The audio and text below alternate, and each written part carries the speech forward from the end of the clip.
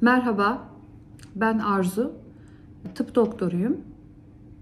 Diplomalı bir aşçıyım. 3 çocuk annesiyim. Ve yaklaşık 5 yıldır YouTube ve Instagram'dan sizlere ekşi mayalı ekmek yapma tekniklerini öğretiyor, sorularınıza cevap veriyor ve geliştirdiğim yeni tarifleri de paylaşıyorum.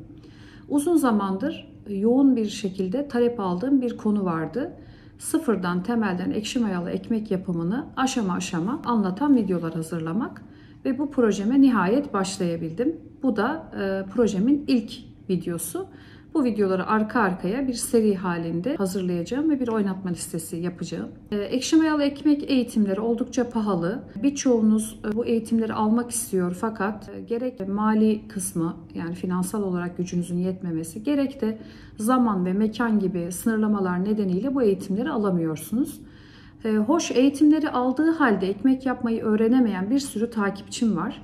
Onlarla görüştüğümde ise aldıkları eğitimin çok pratik odaklı olduğunu, işin analitik kısmını, neyi niye yaptıklarını bilmediklerinden, bir sorunla karşılaştıklarında çuvalladıklarını, yani yenilebilir ekmekler yapamadıklarını söylüyorlar.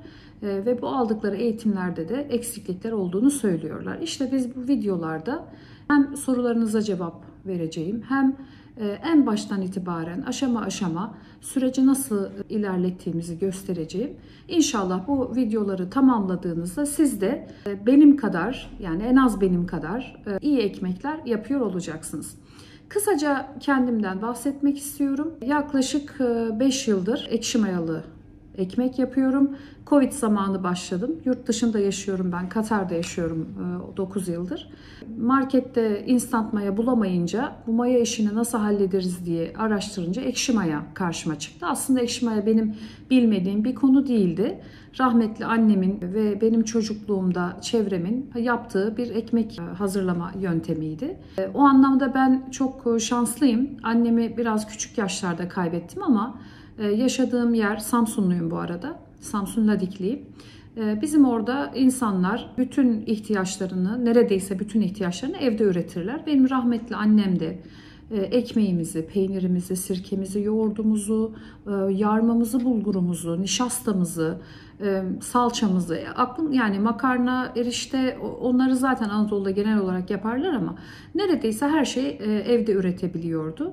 Fermentasyonla yapılan ürünler de bizim mutfağımızdan eksik olmuyordu. Yani tarhanalar, sirke vesaire gibi turşular. Ekşi maya da bunlardan bir tanesiydi. Öncelikle şunu söylemek istiyorum. Yani hazır maya zararlı mıdır? Ekşi maya neden faydalıdır? Ben bununla ilgili yaptığım videolar da var. İsterseniz bakabilirsiniz.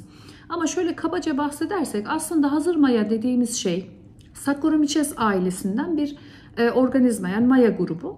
Bir zararı yok. İçinde koruyucu yok hatta instant mayalarda.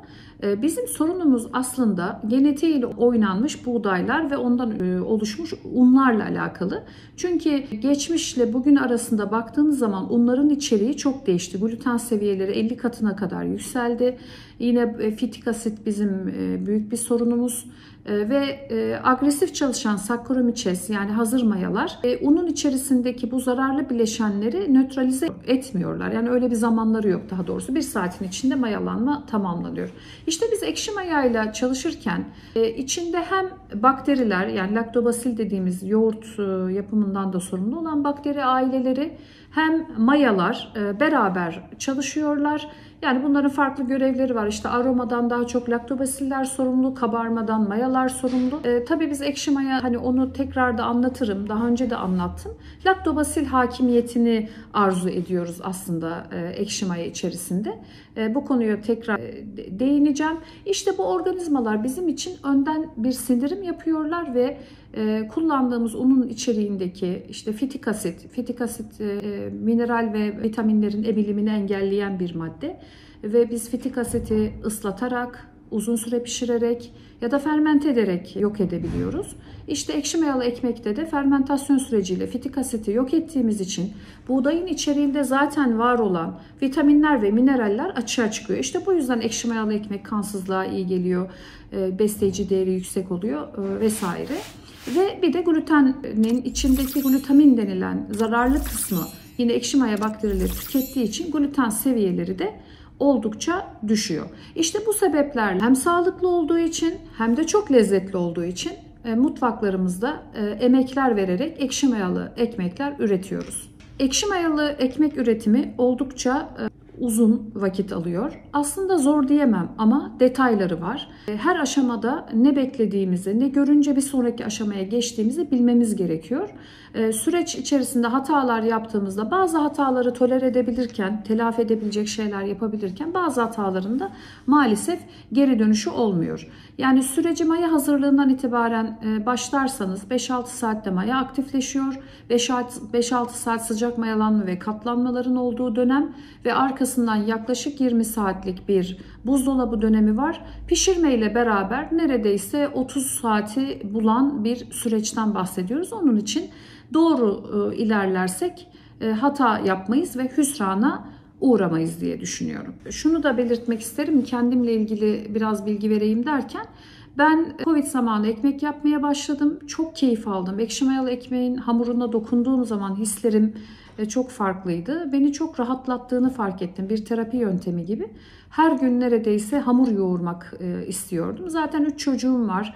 Evde o dönemde 7 kişiydik filan. Zaten üretmem gerekiyor. Bu arada arkadaşlarıma da ikram ettim. Çok beğendiler. Onlara da yaptım falan filan. Sonra tarifleri paylaşmaya başladım. Şeyler güzelleştiğinde, artık iyi ekmekler ürettiğimde ve Instagram'da bir popülarite yakaladım ve oradan iş teklifleri gelmeye başladı.